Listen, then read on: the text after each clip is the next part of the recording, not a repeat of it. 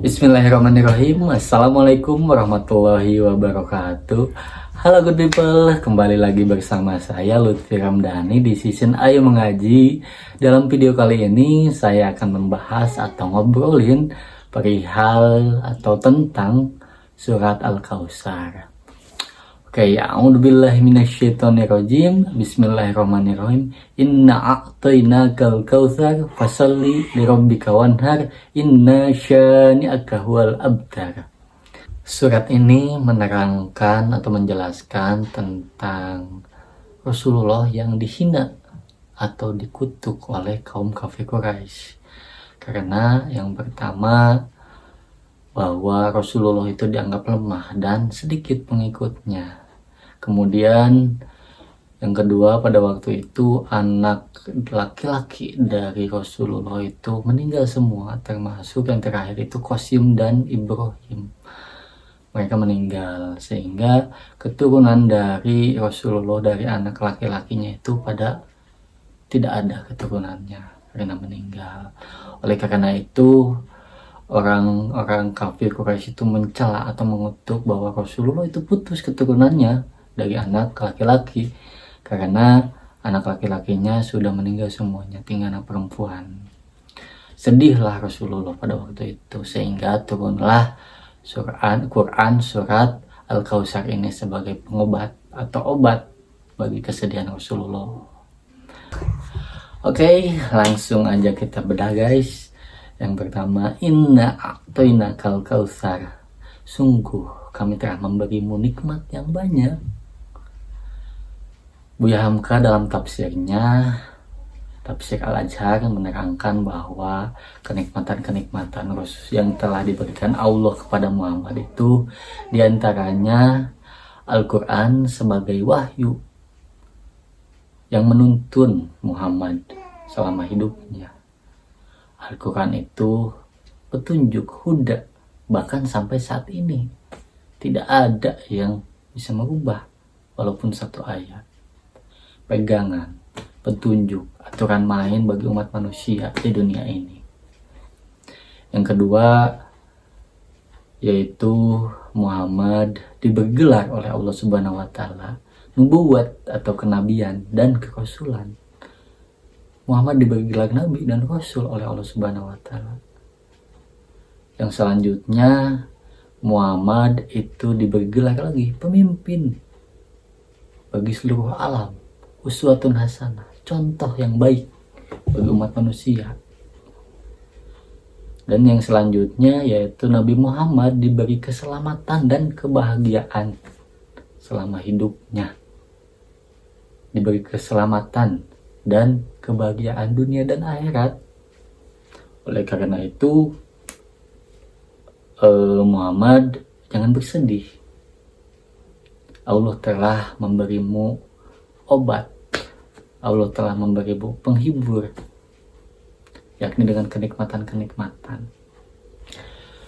Selanjutnya yaitu fasalli lirabbika wanhar.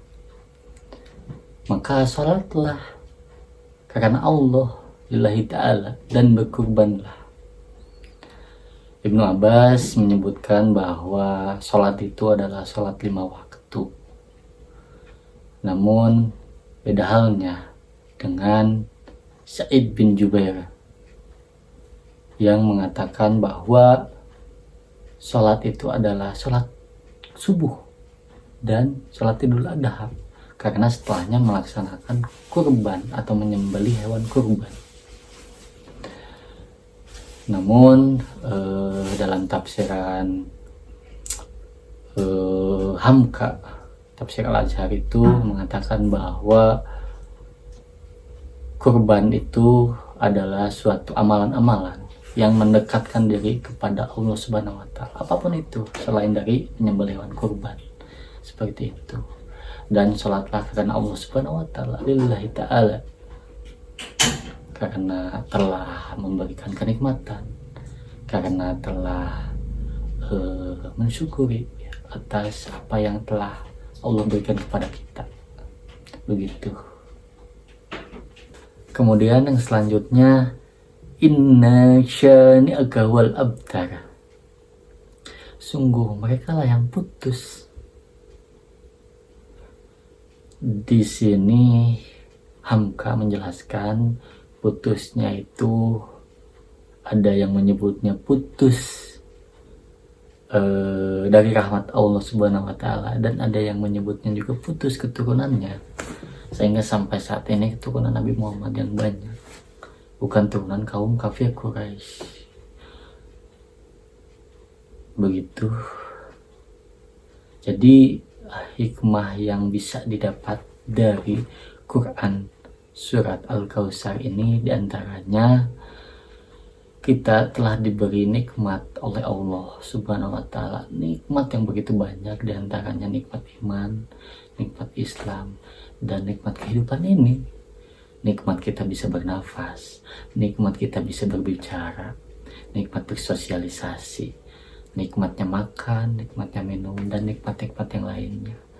Oleh karena itu kita harus pandai-pandai bersyukur, diantaranya dengan sholat lillahi ta'ala, sholat karena Allah Subhanahu wa Ta'ala, dan melakukan amalan-amalan berkurban. Ada yang menyebutnya atau ada yang menafsirkannya melakukan amalan-amalan yang mendekatkan diri kepada Allah Subhanahu wa Ta'ala, sehingga kita tidak jauh dari Allah Subhanahu wa Ta'ala selain daripada sholat atau ibadah yang mahdoh dan ibadah yang makbahdoh, melakukan amalan-amalan yang lain sebagainya. Seperti itu. Dan yang terakhir, jangan meninggalkan keturunan yang lemah dari kita semua. Bagi bapak-bapak atau ibu-ibu yang sudah dikaruniai anak atau cucu, jangan meninggalkan anak kita atau cucu-cucu kita sebagai generasi yang lemah. Didiklah mereka, latihlah mereka sebagai generasi penerus risalah Allah Subhanahu wa Ta'ala, penerus Nabi Muhammad SAW. Seperti itu. Yang pertama, kita harus pandai bersyukur. Yang kedua, jangan meninggalkan generasi yang lemah bagi umat muslim ini. Wallahu a'lam bishawab. Mungkin itu yang bisa saya sampaikan dari Quran surat Al-Kautsar. Oke. Terima kasih. Assalamualaikum warahmatullahi wabarakatuh. Dah.